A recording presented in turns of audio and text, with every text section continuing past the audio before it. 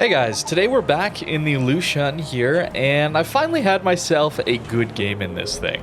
I probably undersold what this ship is capable of, at least in the first impressions video. And here we have AP into a gearing. AP, of course, is going to be the best part of our damage, I think. So as long as we're able to get some of those full pens, you can see here 15 full pens, 10 over pens. The damage output is actually pretty solid. The DPM here, of course, is third best out of all tier 10 DEs when it comes to AP. Around 11th, 12th, something like that when it comes to HE, because the HE shells are a little bit low on alpha damage. But we can definitely do some serious damage to enemy destroyers. Even with the HE, it's still going to be quite good. But this is a ship where I think you're going to want to swap over to the armor piercing. And I've done that a little bit more and had much better success. The other thing to keep in mind with this ship is playing it at longer ranges like this, a bit more farming focused than the cap contester role like I was thinking it might play as, considering its early concealment. At least in testing, it had better concealment. Now that it's on the live server here, 5.8 is still pretty good. But I do think it will become a mid-range farmer gun support kind of platform. Unfortunately, we're missing Miss Summers here, but we do manage to help get him taken out. One hit there. And we can farm battleships extremely well in this ship. Our range and shell velocity are just amazing, as you can see here. It's not hard to lead this thing at all. And the reload is going to give us a reasonable amount of fires, but alongside the HE Alpha nerf compared to Grozavoy guns, which is what these guns look a little bit like. We also have a fire chance nerf, so our fires per minute are 7.1, which is just middle of the pack. Some of the best DDs at tier 10 have 10, 11 fires per minute, so it's not the all-powerful flamethrower like it might look on the surface, but it's still going to do some really, really good damage when you're getting those fires. Enough shell hits, even with a lower fire chance, of course, will get you a lot of fire damage. We do have Deepwater Torps too, which is a pretty nice bonus. Deepwaters, of course, can't hit DDs, which is unfortunate, but the reaction time is just zero, essentially, when it comes to these things. If you don't have a hydro, these things are almost impossible to reaction dodge. You just have to know they're coming, basically, and guess correctly. So we do manage to land one on the bow of the Jean Bart. Their damage is decent, but a longer reload, and we're trying to use this island to get a little bit of cheeky damage in on them, but it's not as easy thanks to these good shell arcs, much like a lot of these heavier cruisers that have good shell velocity. They have a tougher time farming over islands, and a DD like this one with good shell velocity can struggle with that as well. Something to keep in mind here when it comes to this match, it is an arms race game. We do get quite a few of those in randoms these days, but something to keep in mind, we do get a few extra buffs here to our ship that we wouldn't normally see in a standard game, for example. The Deepwaters, man, I just gotta show you guys this. This Hindenburg coming here. Just wait to see when he notices them. You'll tell that he noticed the torpedoes coming for him when his guns turn away from shooting at the Conqueror in the back, and they'll look towards the ocean and turn in towards the center of his ship. That means he's looking towards something that's very close to his ship that's about to kill him.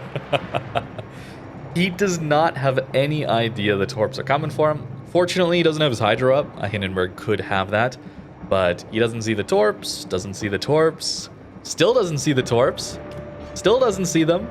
Now he sees them, and they're just on his ship and he's dead. That's the power of Deepwater Torps. If you haven't used these things or really fought against them too much, they are very, very good. They're very, very difficult to dodge, so that is the strength of the Torps, even if the reload is long and we don't have the best range on them. And now we're going to get into the bread and butter of farming. So nothing terribly special about this other than spam HE and try and get some fires here. But I want to talk to you about if I think the Lushun is worth it. If you're willing to spend the time, and you have the time in the next month and a half or so to run through these Dockyard missions, I do think it could be a pretty fun DD to have. It does remind me a little bit of ships like a Smalland, maybe. Really fast reload on these 2 turrets, so only 4 guns total per salvo, but you get a ridiculously quick reload. Your ship's not very quick, and where Smalland gets a radar and a really good speed boost, This thing gets this long duration healing and a surprisingly useful hydro. There are plenty of times where I've managed to sneak up on an enemy destroyer and use the hydro to take them out, or you can use it to spot enemy destroyers behind islands or enemy ships behind islands. You can use this as an ambush DD. It can be pretty good. The problem is it's very big and very slow. So while we're farming like this, it's pretty easy when no one is looking at us here, but as soon as we start getting shot at, this thing will take quite a bit of damage. I think I showed that pretty well in the first impressions there. It takes a massive amount of damage. There's no saturation to really help it here, and the speed is certainly not going to help you dodge particularly much. And if you run into enemy destroyers or even cruisers that are going to shoot some AP at you, they can land some massive chunks because this is a very big, wide destroyer. It's not just long, but it's quite wide as well. We do manage to take out this North Carolina here, getting us up to our 4th kill, and 160k is quite good damage. Still, keep in mind it is arms race, but the damage output is pretty decent. I think it is better than I let on in the first impression side of things. But now we're against a Moskva and a bit of a Gunboat here, so a little tricky to deal with this. I just kind of hope the Moskva's going to go after someone else and allow us to farm him a little bit, because we're going to take some damage here. Now, I will talk about the build in a little bit once we're in port after this game, but I do want to mention about the healing for a second. It does have quite a bit of healing. It takes a while to get access to it, a long duration heal and a long cooldown on that heal, but I don't think Superintendent is all that worth it. I was messing around with it early on, but I do notice that a lot of the damage is permanent damage once you get past that 2nd heal. So getting to the 3rd heal is still valuable, but that 4th one you would get with Superintendent, I don't think there's a lot of value in taking that skill because a lot of that HP is not going to be healed back anyway, since it is going to be permanent damage. So you're really taking it for an extra hydro, not as useful. So really just going all in on the DPM of these main guns is going to be a good idea. We've used a lot of HE in this game, and we've done a decent amount of damage, mostly down to fires. You'll see that at the end of this game. But if you can, definitely use the AP much more than I am here. It's something that you'd have to get used to, or I would have to get used to if I played this ship much more. But AP is going to be the best way to do damage, not only because it has the normal alpha damage, so your DPM is 3rd best at tier 10, like I said, but these Grozavoy guns have decent pen. At 12 kilometers, something like 70 millimeters of pen, where some other DDs are around 40, 30 millimeters of pen because their shell velocity is just so much lower. So it's a much better armor piercing than you would find on maybe a gearing, let's say, but you don't get the improved pen angles of a daring, for example. So it's not quite as easy to use as something like that. It's a very interesting DD. I think it's probably worth getting if you're going to get that early access patch, 7,000 doubloons, I believe. And you have to have the time, right? That's the other side of these dockyards. They are time-based. You do have to spend quite a bit of time grinding through the missions. And if you spend that money on the upfront bundle, that does give you a small discount, and then you don't complete it, well, it's kind of money wasted, right? So if you do have the time for it, this thing is unique enough of a playstyle that I think people would enjoy it, especially if you're interested in gunboat DDs. So I don't have this ship anymore on my main account, but here on the press account, we can see the camo, what it's going to look like here. So a bit of a grayscale one, but a few red accents, which could be nice to see. But the build that I was running definitely leans into the guns, of course. That is the bread and butter of a ship like this one. So Fearless Brawler, extra range, extra DPM here. We're giving up Concealment, and we're giving up Superintendent here compared to one of the other builds that I was running. So 6.4 kilometer detect.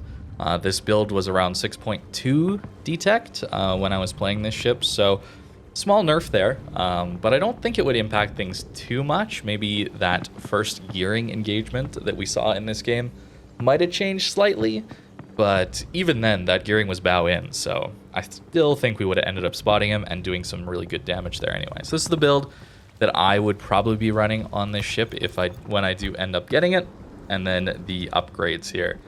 It's pretty unique. The healing is decent, but it does take a long time to get to. Keep in mind, a typical heal is going to have a 80-second cooldown, I think, at least on battleships. What is it on DDs? Yeah, 80 seconds, you know, so a small one, for example. a similarly fast-firing gunboat DD, and one that actually has more HE DPM by quite a bit. But this repair teams is decent. I always am going to enjoy a destroyer with a heal, like we talked about with the Huron ship request earlier this week. Heals are awesome, man, even if the healing is a little bit awkward to get access to.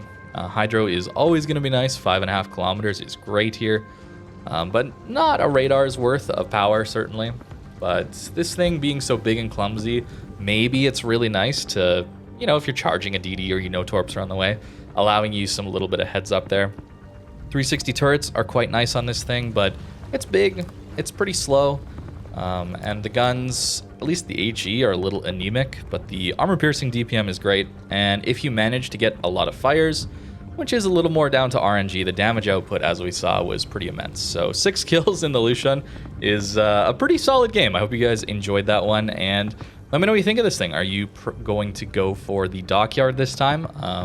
It's a reasonably unique ship, but can be pretty expensive both in time and money cost. Thank you very much for watching this video, and I hope you have a great rest of your day.